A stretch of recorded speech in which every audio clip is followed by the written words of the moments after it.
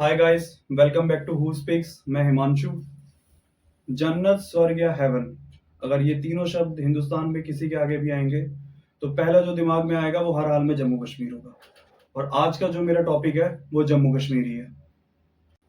भारत के टूरिज्म में जम्मू कश्मीर का 7 से 8% की हिस्सेदारी है, जो 18,000 करोड़ से लेकर 21,000 करोड़ के बीच में। हालांकि इस बात को कोई नकार नहीं सकता कि जम्मू कश्मीर का जो इतिहास रहा है वो बहुत ही ज्यादा कंट्रोवर्शियल रहा है। चाहे टेररिस्ट अटैक से लेके आर्टिकल 370 का होना, आर्टिकल 371 370 के हटने से लेके, चाहे कश्मीरी पंडितों का पलायन होना, बहुत सारी चीजें हैं। मतलब वीडियोस कम पड़ जाएंगी कि मैं बता नहीं सकता उतना जम्मू कश्मीर के इतिहास के बारे में। चाहे आज़ादी के बाद जम्मू कश्मीर का भारत का हिस्सा बनना, बहुत सारी चीजें हैं जो एक वीडियो कम पड़ जाएगी मेरे को बताने के लिए।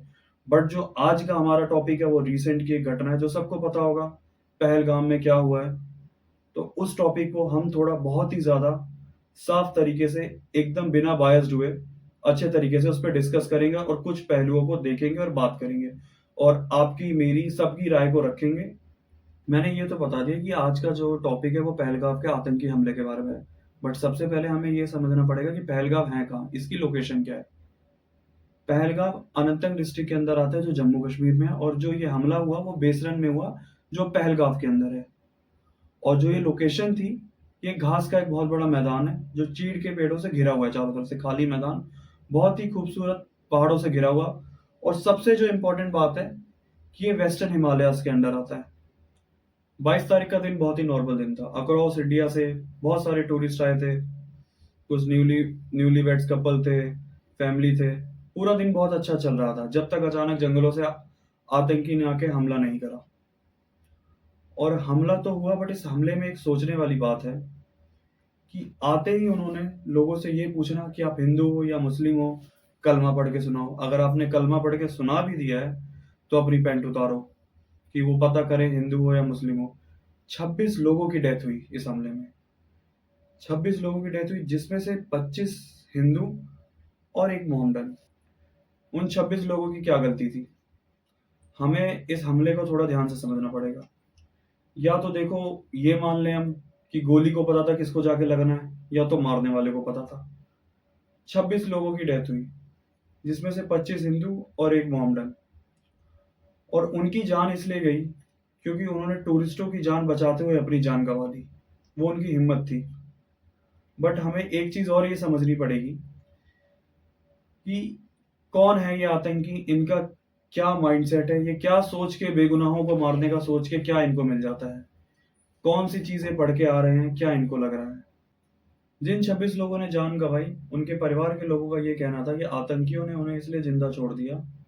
उन्होंने ये कहा कि जाके तुम ये बात आगे मोदी को बताओ। कहीं ना कहीं आतंकी ये चाहते थे कि ये बात हमारी गवर्नमेंट और हमारे देश में फैले, और कहीं ना कहीं जम्मू कश्मीर में हिंदू मुस्लिम को लेकर दोबारा विवाद हो और जम्मू कश्मीर का माहौल खराब हो।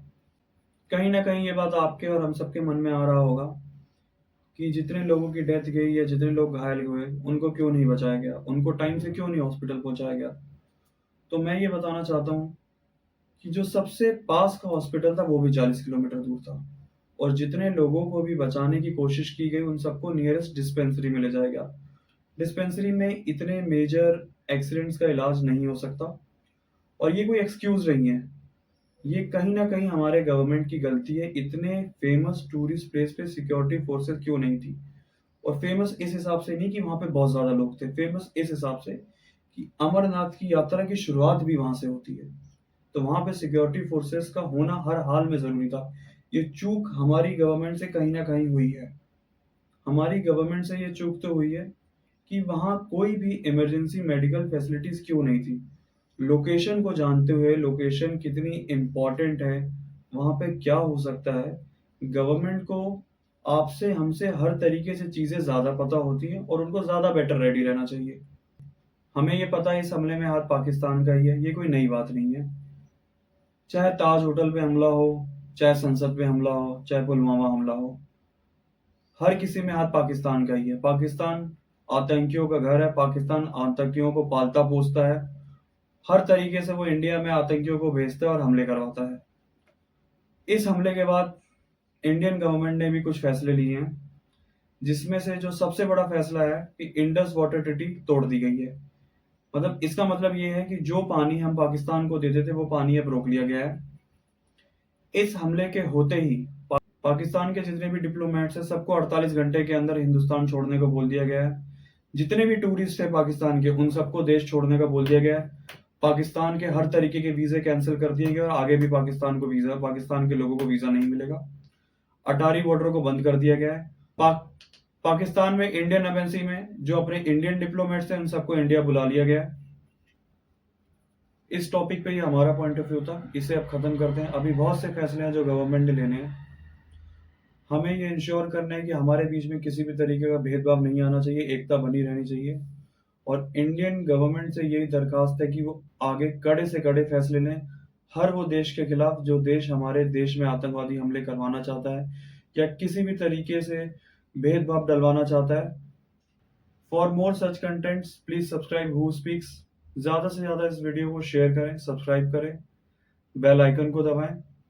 अब आपकी और हमारी मुलाकात अगले वीडियो में होगी।